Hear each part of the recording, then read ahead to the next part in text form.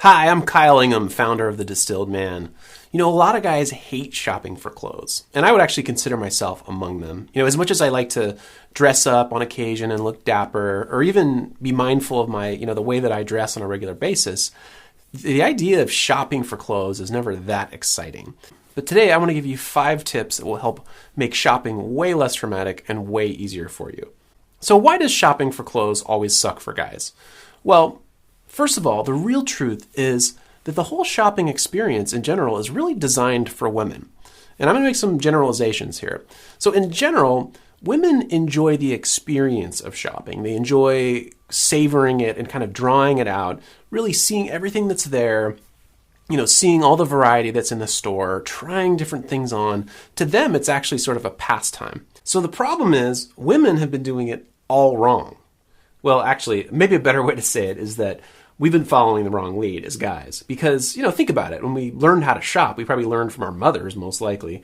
They took us to the store. They said, let's go look around. Let's go shop for clothes. And how did we like it? I mean, how did that work out for us? Not that great. We didn't really enjoy the experience that much. And we've sort of taken that baggage or that trauma with us throughout our lives and assumed that that's what clothes shopping really was. But the great news is, or the ironic thing really, is that the best way to shop for clothes, or the right way to shop for clothes, according to most style experts, actually aligns way better with the way that guys like to shop for clothes. The last thing they would do is recommend that you sort of just go and browse aimlessly. Most style experts actually recommend that you have a really calculated, disciplined approach, figure out what you need, go in and get it, and get out. So now I'm actually going to give you 5 tips that will make shopping way more efficient, way easier, and way less traumatic. In fact, you might even like shopping after this. And don't forget, if you like this video, please hit like below, leave a comment. I always like hearing comments.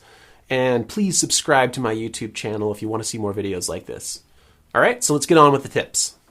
So number 1 is have an idea of what you want in your overall wardrobe. And I know this sounds scary at first, but on a basic level, you want to think about your lifestyle, your environment, your job, kind of what you do on a regular basis, and what clothes you want to be wearing so that you look your best and you feel your best. On another level, you want to think about interchangeability and versatility, and that's going to give you the most bang for your buck. And one of the best ways to do that is to get neutral colors for your base wardrobe. So things like black, gray, navy, tan. If you have your wardrobe in these colors, most of that stuff is going to go together pretty seamlessly. And if you want more specific inspiration on building an overall wardrobe, there's a lot of great resources out there. Real Men, Real Style is a great place to look. Dappered is another great place to look. Effortless Gent, Style Girlfriend. And finally, you can check out my style course over at gentlemanlookgoodlivewell.com. And I'll put it in the links below. But that'll give you kind of a basic foundation of how to build a wardrobe. So number 2 is, when you go shopping, make a list of exactly what you're going to get. And guys, I know it sounds simple, but this is the area where we most often fall down. And if you think about it, it's just like when you go to the grocery store. You don't go to the grocery store and just sort of shop aimlessly. I need food, because otherwise you'll come home with half the store. So as Megan Collins told me from Style Girlfriend when I interviewed her a couple months ago, when you go shopping for clothes, you don't want to go, well, I need new clothes for fall. You want to go in there thinking, okay, I need, 2 pairs of khakis. I need, a couple pairs of dress shirts. I need a sweater in a neutral color. Have a specific list of things that you're looking for. And that's going to save you so much heartache and ultimately make it way faster and easier. So number 3 is AGBTYL. And I know that acronym is so catchy that it's going to catch on like wildfire. Always go back to your list. So you've gone through the trouble of making a list of exactly what you're going to get because you don't want to waste time, right? Well, you have to be disciplined and stick to that list because it's really, really easy to get distracted when you're out in the wilds shopping. You don't know what's going to happen. Things can spring up at you like spontaneous sales. You might be tired or have low blood sugar and sort of your judgment is compromised because you've been walking around and suddenly things that you wouldn't think are a good idea can seem like a good idea. You might decide that you need a colored turtleneck or that novelty pattern shirt actually is like kind of a great idea right about now. But you've got to stay strong, sir. Remember why you came here. Stick to your list, and then even better, stick to your list and set a time limit and almost treat it like a game. How quickly can I go in and get all the stuff that I need? Can I do it in under 45 minutes? Because ultimately, that's going to keep your eyes on the prize, and ultimately, it's going to make your shopping experience way more efficient and way less painful. So tip number 4 is only pull the trigger when it's absolutely right. So you got your list of stuff, you found those khakis that you were looking for, and you come across them in the store, and you found them, right? Or did you? Are they the right khakis for you? So a couple of things. First of all, fit is super important consideration here. Fit is king when it comes to looking good. So you got to make sure that they fit. So knowing your measurements is going to go a long way in terms of helping that. And actually getting measured by a professional is going to be super helpful here. Now, the other thing though is that probably since manufacturers' sizes actually vary fair amount between brands, your understanding of fit and kind of you being the judge of what fits and not is actually probably even more important than the absolute measurements. So most guys are content to kind of go through life wearing stuff that's just way too baggy. If you're trying on your shirt and you can comfortably hide a pineapple and a 6-pack of Rolling Rock inside your shirt, then it's probably too big for you. I'm just saying, okay? So the final part of knowing when to pull the trigger is love it in the store. So if you come across those khakis that you've been looking for and you don't love them in the store, it's very unlikely that you're going to like them more when you get them home. So more and more with clothes and actually a lot of other things in life, I've really grown fond of the hell yes test. So basically, if you are not sure if you like something, if you can't tell yourself a resounding hell yes, then you should just drop it and walk away.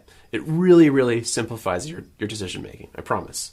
And the final point, number 5, is embrace the ease and convenience of online shopping. Online shopping is like the easy button for men's clothes shopping. I'm not going to say it was designed for men, but I mean, it basically eliminates all the bad parts of shopping that guys don't like. You know, you're often able to sort by size, sometimes by color. It eliminates having to kind of get pestered by salespeople. People aren't bumping into you. You're not dealing with crowds. And then, best of all, you can do this in the comfort of your own home. You can curl up in your favorite chair on the couch with a cocktail if you want, and, calmly survey your choices and go after exactly what you need. Now, the thing is, you do need to still be disciplined, like we talked about earlier, going after exactly what you want. Go back to your list. AGBTYL. See, I told you that was catchy, right? But the key to making online shopping really work for you is getting comfortable with the logistics of online ordering and returning items. Let's be honest, one of the big downsides of online shopping is that you can't try the item on in the store. I mean, you don't even know really what the material feels like or even what the real color is until you get it out of the box at home, right? So not everything is going to be a winner. So that means you are going to have to return some stuff. But the great thing is most online retailers have really great return policies. So you can pretty much return anything within reason. So the key is really getting used to being able to return stuff. So my advice is to buy some stuff online and then just plan to return one of those items. The great thing about this is that it sort of makes you confront the unknown. A while back when I would order stuff online, maybe a couple years ago, sometimes when I had to return stuff would sit in my office for about 2 months because I just had a mental block against returning it because I hadn't really done it before. And I thought, well, I don't know what I need to do. I need to get the box, but the UPS label, I don't even know where to take it. But if you kind of force yourself to confront that, you'll realize just how easy it is. As Brock McGough at The Modest Man says, you kind of just get into the rhythm of, ordering and returning things online. For him, it's become kind of part of his routine. You get your packages and then you go and you return them, maybe once a week or something. You know where your local UPS is or your FedEx is or whatever carrier they use. And it really is no big deal. And ultimately, that allows you to get the most out of online shopping. See, clothes shopping isn't so bad after all, right? You just have to unlearn what you thought you knew about it. Anyway, I hope those tips helped. Once again, please hit like if you like the video. Subscribe to the Distilled Man YouTube channel if you want to see more videos like this. And also, you can get a free copy of my ebook if you click right here. All right, well, that's it, guys. I'll see you soon.